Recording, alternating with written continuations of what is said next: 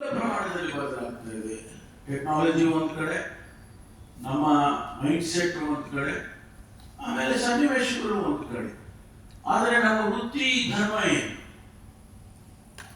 ವೃತ್ತಿ ಧರ್ಮವನ್ನು ಇಟ್ಕೊಳ್ಬೇಕಲ್ಲ, ಅದನ್ನು ಕೂಡ ನಾವು ಇಟ್ಕೋಬೇಕಾಗಿದೆ.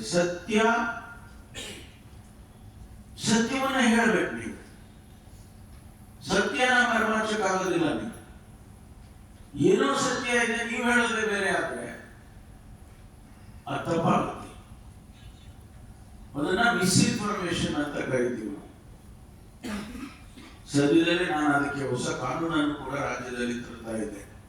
ಪೊಲೀಸ್ ಇಲಾಖೆಯಿಂದ ಯಾರು ಮಿಸ್ಇನ್ಫಾರ್ಮೇಶನ್ ಮಾಡ್ತಾರೆ ಅವ್ರ ಮೇಲೆ ಕ್ರಮ ತಗೋಬೇಕು ಅಂತ ಹೇಳಿ ಅನೇಕ ಬಾರಿ ಚರ್ಚೆಗಳಾಗಿದ್ದಾವೆ. ಇವತ್ತು ಇಲ್ಲಿಂದ ಡೆಲ್ಲಿವರೆಗೂ ಕೂಡ ಕಾನೂನನ್ನು ತರ್ತಕ್ಕಂಥ ಪ್ರಯತ್ನ ನಡೆದಿದೆ. ಆಮೇಲೆ ಏನೋ ಒಂದು ರೂಮರ್ ಬರುತ್ತೆ. ಆ ರೂಮರ್ ಆಧಾರದ ಮೇಲೆ ನೀವು ಲೇಖನ ಬರೆಯಕ್ಕಾಗುವುದಿಲ್ಲ. ನೀವು ಅದನ್ನ ಆ ಆಬ್ಜೆಕ್ಟಿವಿಟಿಯನ್ನ ನೀವು ವೆರಿಫೈ ಮಾಡಬೇಕಾಗ್ತದೆ. ಅದಕ್ಕೆ ಹೇಳ್ತಾರೆ source, where is the source. ಸಾಮಾನ್ಯವಾಗಿ ನೀವೇನೋ ಒಂದು ಆರ್ಟಿಕಲ್ ಬರೆದ್ರೆ ನೀವು ಸೋರ್ಸ್ ಏನು, ಯಾರು ಹೇಳಿದ್ರು ಅದು ಕೂಡ ನಿಮಗೆ ಗೊತ್ತಿರಬೇಕಾಗ್ತದೆ. ವೃತ್ತಿ ಯಾವ ಶೇಪ್ ತಗೊಳ್ಳುತ್ತೆ ಅನ್ನೋದಕ್ಕೆ ಈ ಮಾತುಗಳನ್ನು ನಾನು ತಮ್ಮ ಮುಂದೆ ಹಂಚ್ಕೊಳ್ತೇನೆ.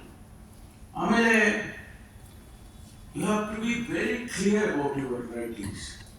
ನಿಮ್ಮ ಲೇಖನಗಳು ಒಂದು ರೀತಿಯಲ್ಲಿ ಸರ್ಕಾರ ಇರ್ಬೋದು, ಇನ್ಸ್ಟಿಟ್ಯೂಷನ್ಸ್ಗಳಿರ್ಬೋದು, ಅಥವಾ ಬೇರೆ ಬೇರೆ ವ್ಯಕ್ತಿಗಳಿರ್ಬೋದು, ಒಂದು ರೀತಿಯಲ್ಲಿ ವಾಚ್ ಡಾಗ್ ಅಂತಾರೆ. You have to be a watch dog for government, governmental institutions, any institutions. ಸಮಾಜ ಇದನ್ನು ನೋಡುತ್ತೆ, ಹೌದಪ್ಪ ಇದು ಸತ್ಯ, ಇದು there is some truth in it. ಅವಾಗ ನಂಬ್ತಾರೆ. ಅದೇ ನಾವು ಸಮಾಜಕ್ಕೆ ಕೊಡ್ತಕ್ಕಂಥದ್ದು ನಮ್ಮ ಜವಾಬ್ದಾರಿ. ಮಾಧ್ಯಮದವರ ಜವಾಬ್ದಾರಿ ಏನಪ್ಪ ಅಂತಂದ್ರೆ, ನಾವು ಹೇಳುವಂಥದ್ದೇ ಸತ್ಯ. ಯಾವುದೋ ಒಂದು ನಾನು ಹೆಸರುಗಳು ಹೇಳೋದಿಲ್ಲ.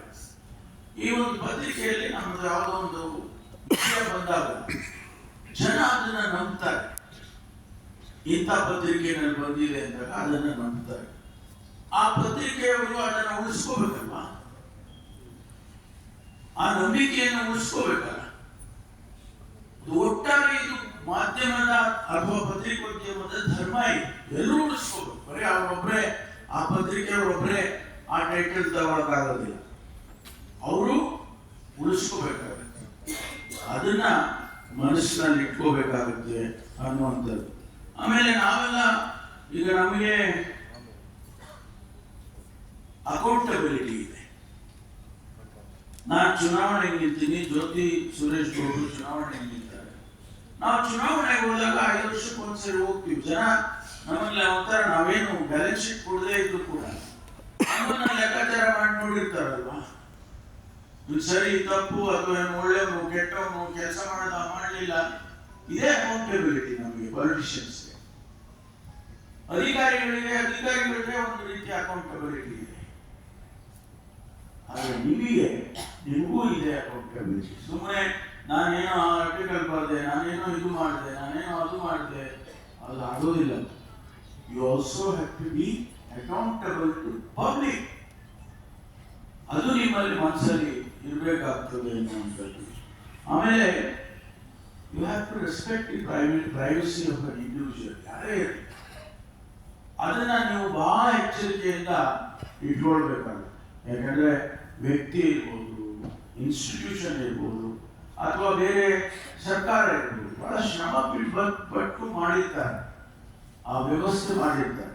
ಅದನ್ನ ಎಷ್ಟರ ಮಟ್ಟಿಗೆ ನೀವು ಅದನ್ನ ಕಾಪಾಡಬೇಕಾಗ್ತದೆ ಅನ್ನೋದು ಕೂಡ ಆ ಪ್ರೈವಸಿ ಅಂತ ಏನು ಕರಿತೀವಿ, ಅದು ಬಹಳ ಮುಖ್ಯ ಅನ್ನುವಂಥದ್ದು. ಆಮೇಲೆ ನಮಗಷ್ಟೇ ಜವಾಬ್ದಾರಿ ಇಲ್ಲ.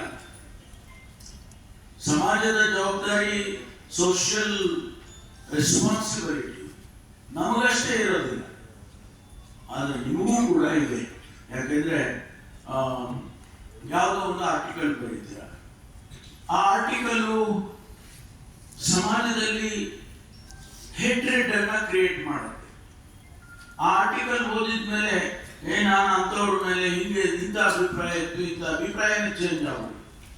ಅದು ಕಮ್ಯುನಿಟಿಗಳಿರ್ಬೋದು ಅಥವಾ ಇನ್ಸ್ಟಿಟ್ಯೂಷನ್ಸ್ಗಳಿರ್ಬೋದು, ಬೇರೆ ಬೇರೆ ರೀತಿಯಲ್ಲಿ ಇರ್ಬೋದು. ಆ ಹೇಟ್ರೆಡ್ ಅನ್ನ ಕ್ರಿಯೇಟ್ ಮಾಡುವಂತ ರೆಸ್ಪಾನ್ಸಿಬಿಲಿಟಿ, ಆ ಕ್ರಿಯೇಟ್ ಮಾಡದೇ ಇರ್ತಕ್ಕಂಥ ರೆಸ್ಪಾನ್ಸಿಬಿಲಿಟಿ ಕೂಡ ನಿಮ್ಮ ಮೇಲೆ ಇರುತ್ತೆ.